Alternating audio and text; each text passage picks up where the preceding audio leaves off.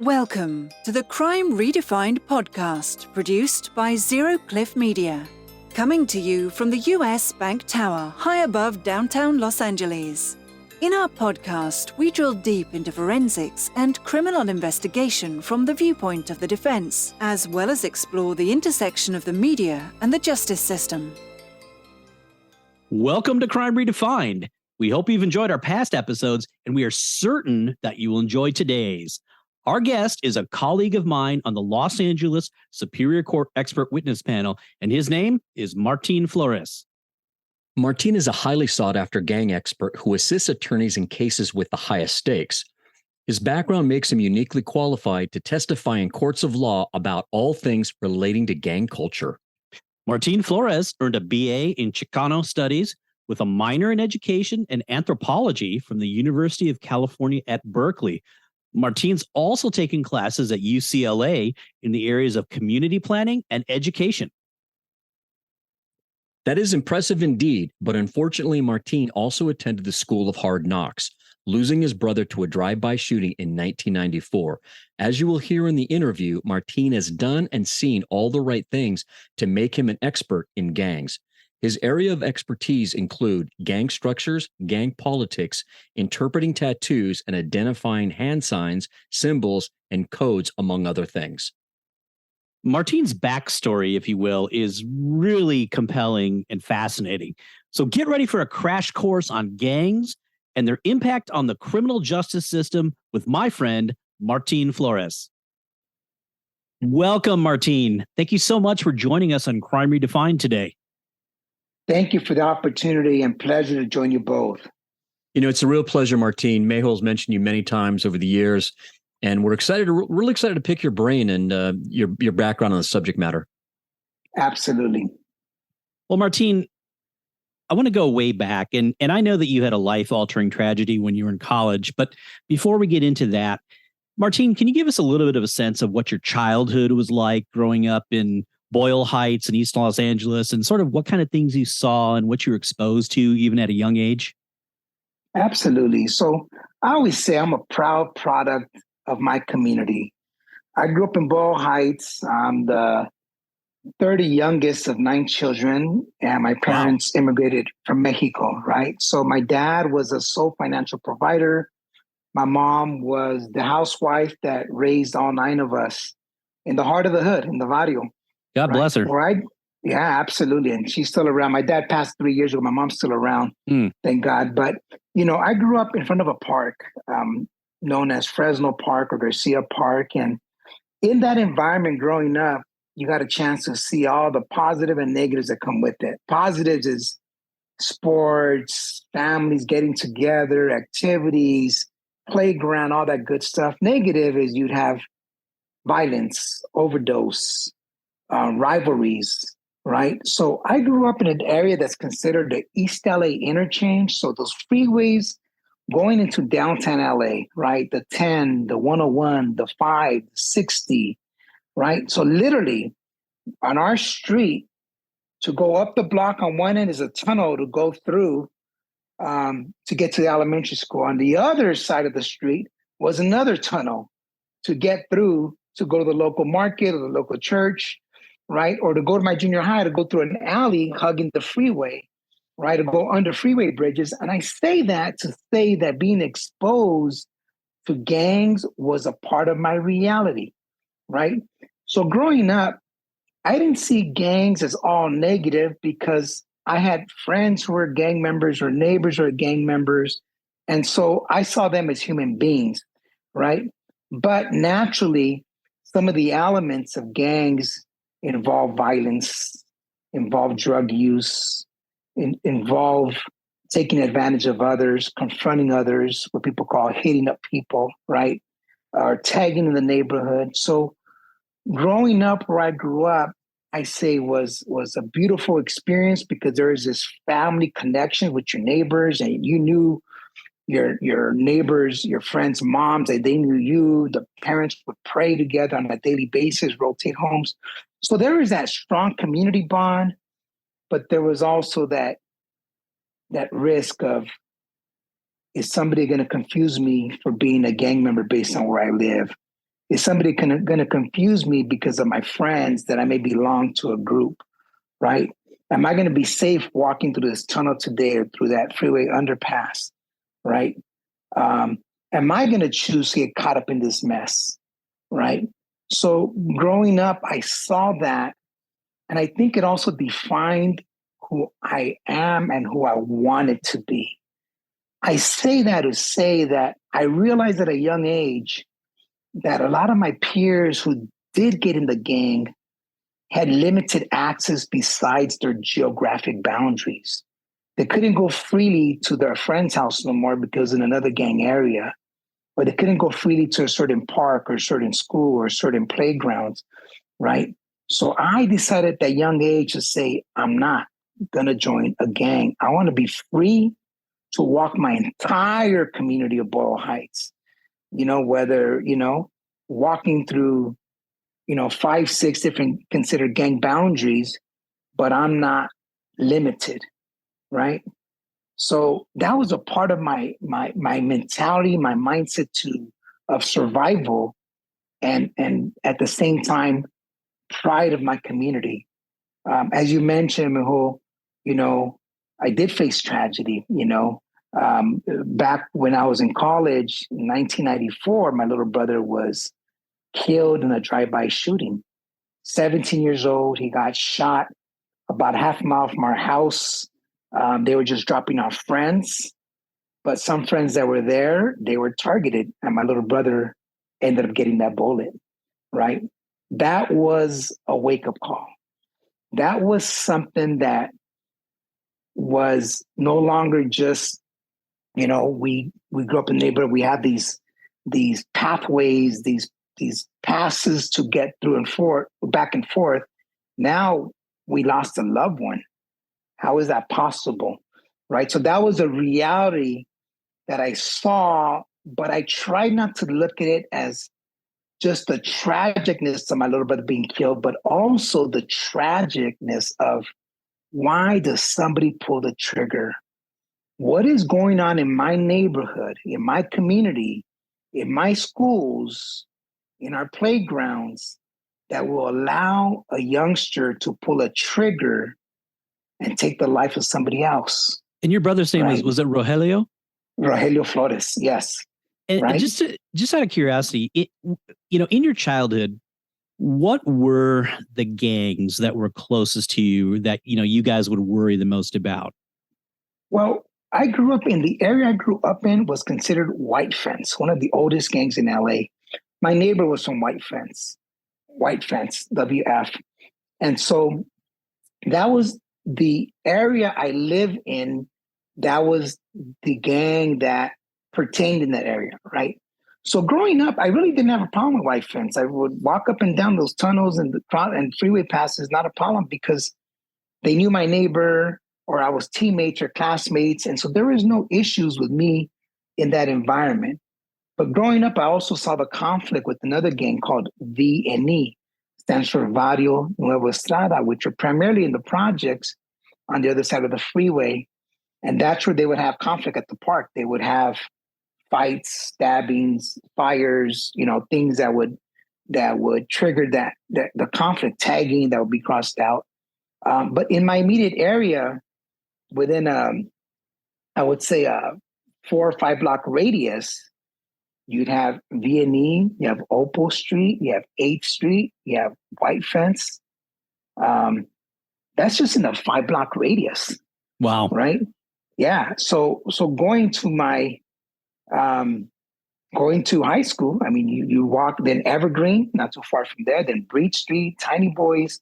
So in my immediate area, it was, you come across different people from different neighborhoods, depending on where you're at, or going to see some friends on the other side of the high school, other neighborhoods that you come across, right? So those are realities, man. Those are things that I faced. But the fact that I was more of that get along with everybody guy, right? So I had, did good in sports. So people respected me as an athlete at the local level, nothing big, but just at the local level. So people respected me as an athlete. Then I did good in school. So people respected me as a student.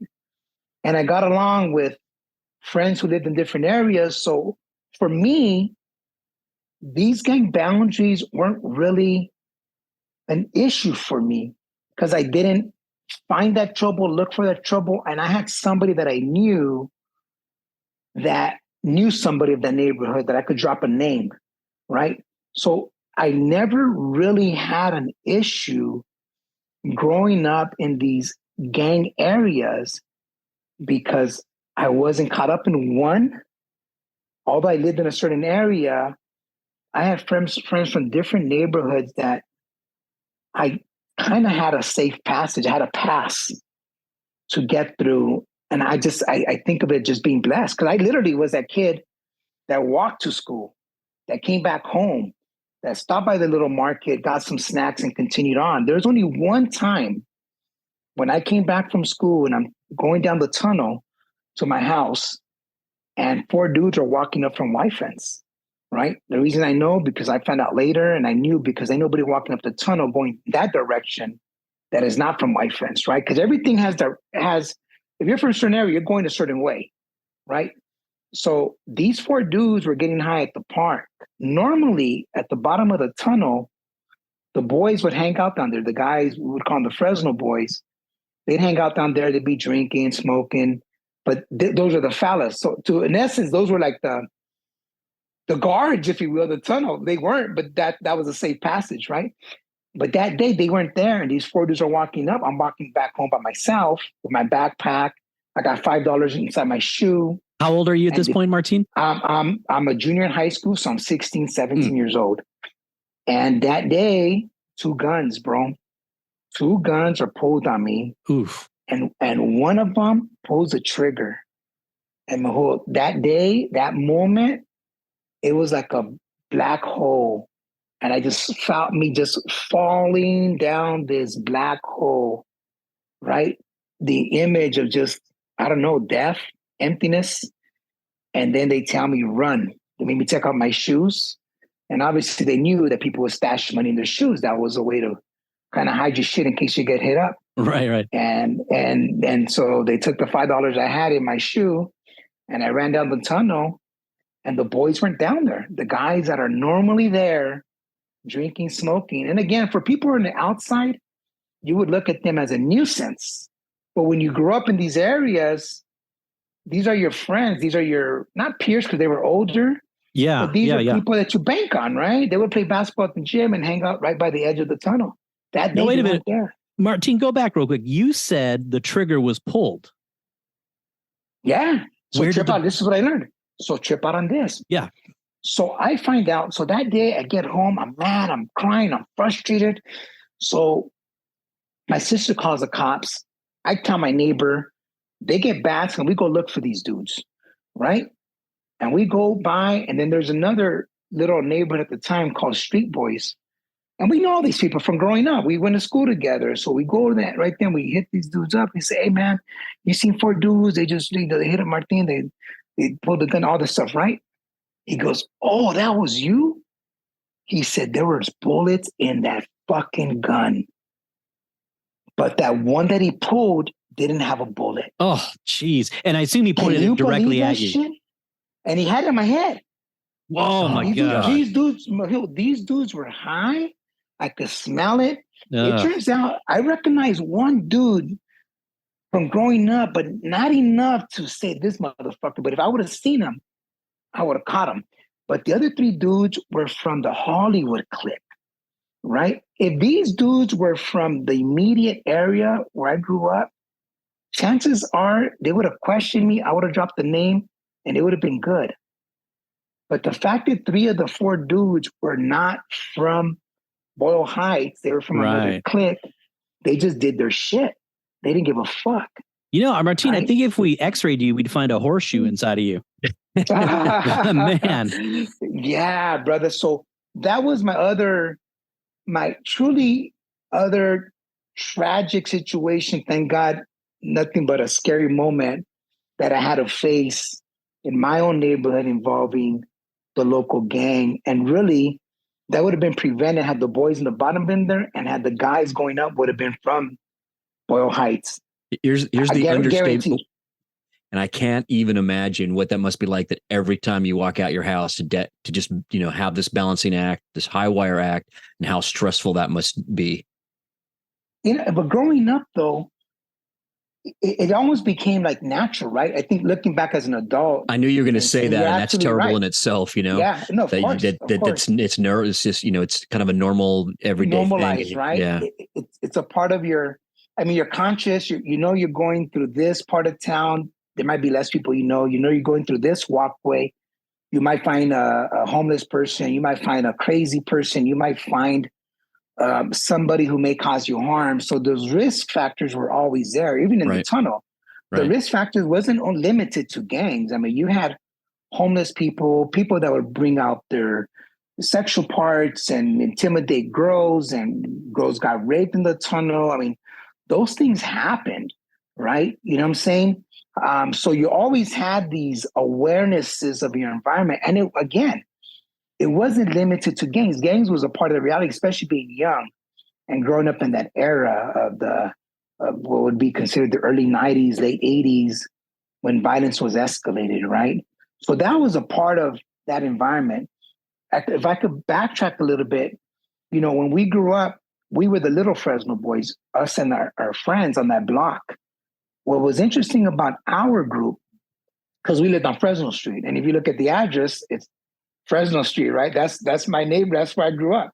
But our era of kids, we were the Fresno boys, and it was during that time in the late 70s, early 80s, that a lot of streets in our city were boys. It was Diamond Street boys. It was Dakota boys, Inez boys. Some of these streets became neighborhoods, tiny boys, right? So growing up, we were into sports, so we played against different streets. And some of them, like I said, became gangs. Some became a group of just drunks and drug users. And us, because we were into sports, we kind of pursued that moving forward. So we, as a group, didn't become a gang. We, as a group, did not get caught up in the drugs and the alcohol. We kind of got more hyped into the sports route, playing at the park. That was our home base. Then we took it on to high school, and we all played high school sports, right? And my group of little Fresno boys are now, firemen, educators, construction workers, professionals, right? That's awesome. And that is awesome. And that's unique. But like I said earlier, is that our block was unique in that literally every mother knew every kid. Any mother could check any kid. And every day, these mothers, they're all Catholic. Every day, these mothers would have a rosary at one of their homes, and they rotated. So there was a unique, I could speak from me in my experience on my block, right? What I experienced may not be the same for the person who lived 2 blocks down or 5 blocks down. Yeah, right? It's like your block was kind of like an island among all the chaos, it sounds like. Right. For the sake of accountability. Now, we saw a lot because we live in front of a park. We experienced a lot because we live in front of a park where we had to go through tunnels and all that stuff, right? And we experienced it firsthand because, we didn't have the means. We literally walked to the local pool, which was Salazar Park, which is about a mile away from our house, to go to a pool. That was the closest pool, or Roosevelt High School pool, same distance, right? So even though we saw and were exposed to a lot, we still had this unique bond, right? Like my neighbor, I said, is from White Fence. He's older. He's probably like 10 years older than I. He was very respected. He eventually phased out and became he had a drywall company. He's a very successful drywall company, right? He eventually grew out of that life, settled with a good woman and raised kids, and, became very successful once he chose to be in the field that his dad was in, which was construction, right? But the fact that he was, when we were younger, he had a lot of pools, so there was no issues. My best friends were his brothers, so it was we had that safe passage, So yeah, it's interesting. It's but that taught me many things, which are important in the field the work that I do now, is that I can't judge gang members with the stroke that they're all the same and they're all violent and they all the negative things. I've learned that through my personal life and working my professional experience is that the population I work with, they're unique. Their stories are unique. Their experiences are unique. And the reason why they may be gang members is also a unique reason, right? And it's important to understand that story. It's important to understand that journey, right? Just because I didn't have to join a gang and I grew up in Nevada, doesn't mean that the person down the block didn't have to join the gang. That person very likely had to join a gang because their circumstances may have been different from mine, even though I grew up in the same geographic area, right? So I've learned that I got to respect that pathway that people have gone through, right? And unfortunately, in this environment, most of them are painted in a certain light as if they all want to be the most notorious individuals, want to cause the most harm, and want to move up the ranks. And in most cases, that's not true. That's a small percentage of individuals who may fit that profile. But the narrative of that small percentage is sold as if it's a narrative for them all. Hey, Martin, I've got a couple quick follow-ups for you. We have a lot of listeners around the world. And could you give us a quick geography lesson exactly where Boyle Heights is? A lot of people know Los Angeles, but I want to give people an idea of where it's located, like how far you are from the actual city center of Los Angeles, or maybe the coast, like Venice Beach. Kind of lock us in so an area people can know that it's how condensed this area is and how close that Boyle Heights is to everywhere. So Boyle Heights, it's a part of the city of Los Angeles. So literally, it's the town before the LA River. So when the LA River divides downtown LA or the Arts District from Boyle Heights. So Boyle Heights is basically when you consider the 10 freeway going into downtown LA near General Hospital.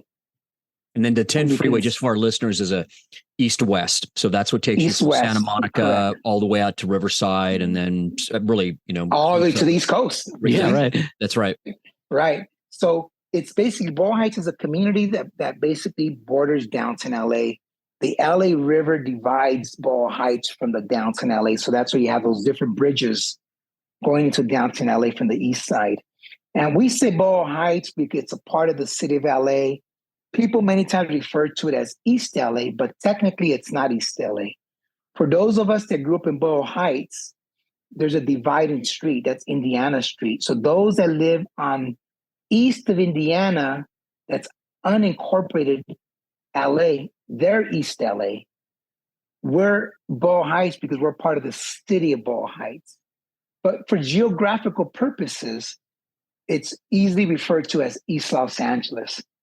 Does that make sense? Yeah. But those that grew up there, it's a unique identifier. We're Boyle Heights. Matter of fact, the big hype of the East LA Classic, Rosa Garfield, literally the chants are Garfield will chant East LA, and Rosa will be chanting Boyle Heights, because that's the uniqueness of our boundaries, right? We have pride of you're East LA, we're Boyle Heights, but basically geographically it's East LA area. And then how far are you from the coast?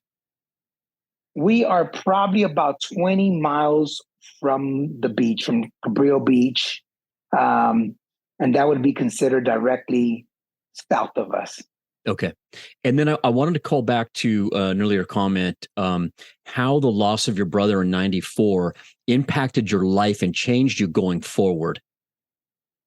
Absolutely. Like I mentioned, this was a unexpected tragedy. And I say unexpected because my little brother was very much like me in the sense that he had friends of all walks of life, from scholars, athletes, homies, nerds. You call it, he had them all, right? The spectrum of friends. And he was a good student. He was taking trigonometry. This was in the 11th grade. He was playing football for the high school. So he had a lot of those traits of being that kid that grew up in the neighborhood, that knew how to navigate the neighborhood, and just had friends of all walks of life and was still able to take care of business.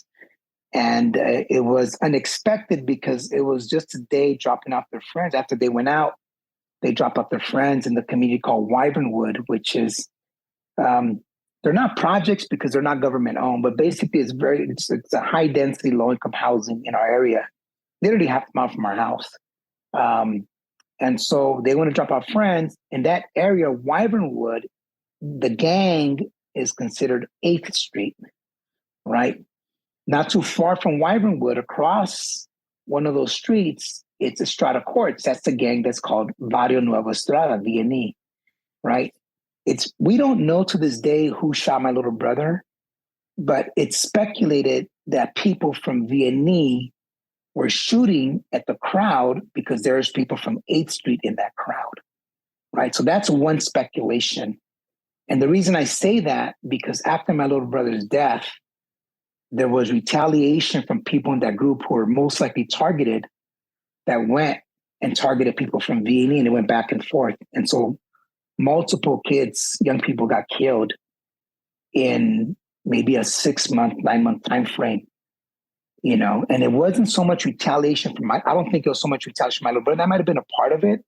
I think part of it was that they knew they were targeted and their friend got killed, but it was a response to them being targeted, and it went back and forth. And it's tragic. It's so unfortunate, because it was even said that one of the kids that supposedly, the rumor, and I say rumor because I think it's just a rumor, but one of the rumors was that one of the kids that might have been the trigger guy was a kid that my dad would go to summer school with my brother, and my dad would give him rides. Oh my right? gosh.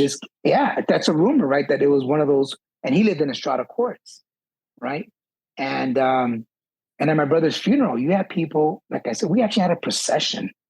We marched from Fresno Park, Garcia Park, where I grew up at, to the local church, Resurrection Church, which is just under a half a mile walk, just more than a quarter mile. But later we had banners, the whole street, banners of young people from the high school, and of all walks of life. Talking about athletes, nerds, scholars, cholillos, tigers, parents, just like a reflection of the entire community that literally marched to the church, with banners honoring my little brother.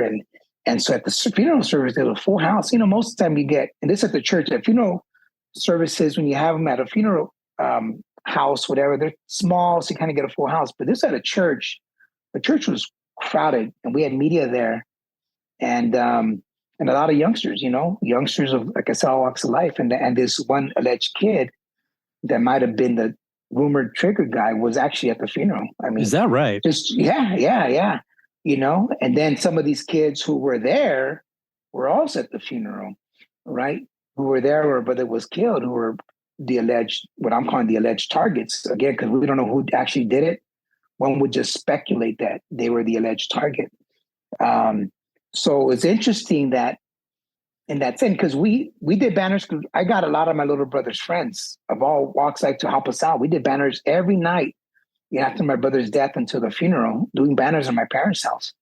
We had rolls of paper and paint, and man, literally the whole block was a beautiful procession full of banners and just rows and rows of kids and families that just marched, So my little brother's death wasn't just another death. Of course it was personal to me, but it hit home for the neighborhood because nobody expected it. Yeah. And as a matter of fact, I know that there was a foundation set up in Rogelio's name. Can you tell us a little bit about that, and what kind of work was done in the community as a result of that? Yeah, absolutely, man. And thanks for asking for that, because like I mentioned, one of my goals was to figure out, how do we address these issues, right? So when I was a student at Berkeley, I worked for a program called Break the Cycle. And the program worked with the elementary school kids to enhance their reading and their math skills, right? And so I was a supervisor there, if you will. So I managed a classroom, and I got the curriculum. And I learned that in my elementary school, Sunrise Elementary School, 88% of the kids were below average in math and reading. Ooh, Let me that's repeat sad. 88% are below average. Below average. Only 12 kids out of 100 were average or above. To me, that was one of the triggers in my neighborhood. If we're losing them early to the streets, if the kids do not have a strong academic foundation, if by 7th grade they don't want to go to school because they don't feel they know what's going on, by 8th grade, 9th grade, 10th grade, we're losing them, it makes sense why we have youngsters joining neighborhoods, joining gangs. It makes sense why youngsters are getting high. No future, yeah. Why they're getting high, why they're making bad decisions. So I decided, I said, when I realized that statistic, I said, we're going to implement what we had at Berkeley, and we're going to call it Si Se Puede, right? For in Cesar Chavez memory, yes, you can, right? We call it Si Se Puede tutorial program, right? And so that was one of the programs that we developed. And what I purposely did is I brought smart kids from the high school, and I brought kids who are struggling to be tutors, right? And I learned that those kids that were struggling in school, that were tutors, were my best tutors because they knew how difficult it was to learn. So they were the best tutors to tutor the kids because they had the most patience and understanding. And many of us think only the smart kids could be tutors. I did not exclude any smart kids, but I purposely brought a mixture because I wanted all youngsters to have a chance to help out. So that was one program that we did that was phenomenal. Then we also did a program called La Belleza del Barrio, the beauty of our community, right? So remember I told you growing up, we have graffiti on the walls, it's by the freeways, so a lot of tagging and abandonment, tunnels. So we did this program called La Belleza del Barrio, where we literally had youngsters, taggers, artists, no art skills, convert our neighborhood walls with cultural art, right? So we painted our walls, we planted trees, right? And this was all Mehul and Dion, all heart and soul. This wasn't a job where one got paid or a grant. This was contacting your councilman, we need paint. This was contacting LA Conservation Corps, we need trees. This is contacting, coordinating with parks, talking to neighbors, making sure we have food.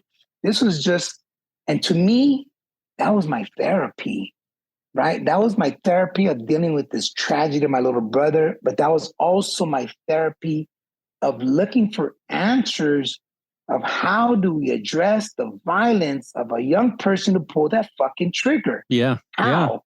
And it's not a solve all, but I'll tell you right now, those kids that we touched in that era, man, from the kids that were distracted to the kids that were on point, man, I could tell you right now, those same individuals were college students that took it and became PhDs, that were college students and became lawyers, that were high school students that are now a doctor at Memorial, that were high school students and ran their own nonprofit organizations or have their own little business, right? So that work that we did truly was impactful down the road in these youngsters' lives. Yeah, so what a legacy. What a legacy. I was asking a question. Man. How often does someone come up, and say, hey, thanks, you saved me. Right. How often does it happen? It was a trick because around that time frame, 94, 99, and then when I worked for the city of Inglewood in LA, I would do college trips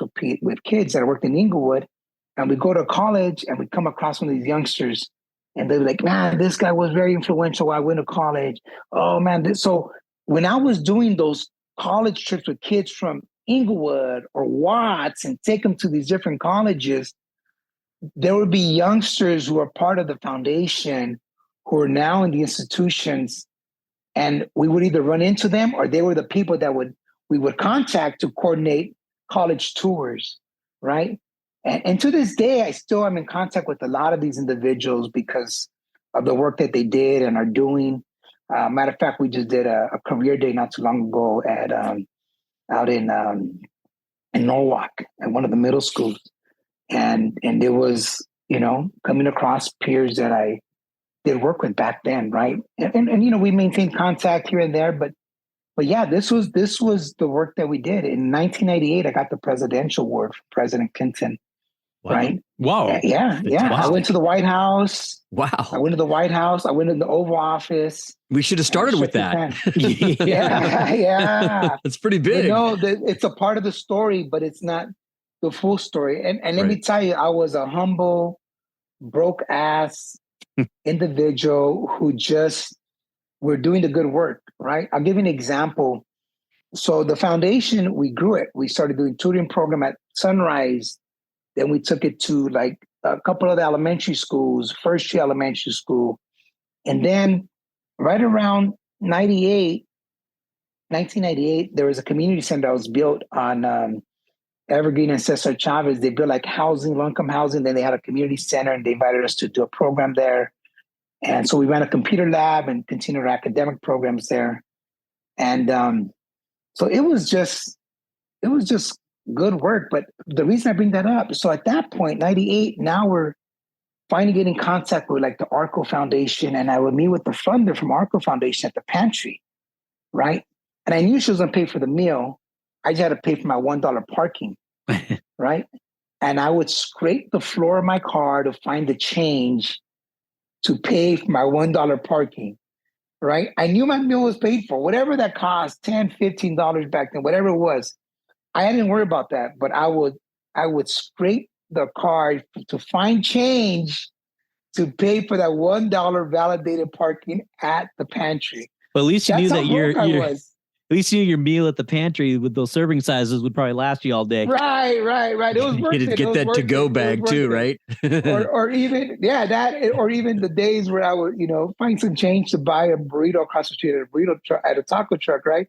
And so it might have costed $2-3, but what I'm trying to say is that those were very humble days, and I didn't care.